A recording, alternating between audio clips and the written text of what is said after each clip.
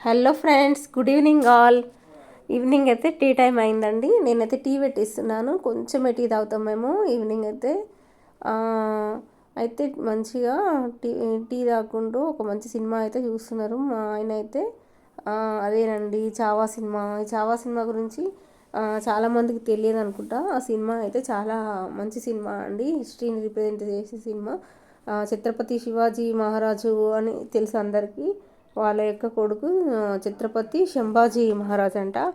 ఆయన మహారాష్ట్ర ఆ, రాజ్యం కోసం పోరాటం చేయడము, ఔరంగజేబు చేతిలో ఎలా చనిపోయినదంతా ఆ, ఉందండి సినిమాలో. చాలా బాగుంది సినిమా అయితే.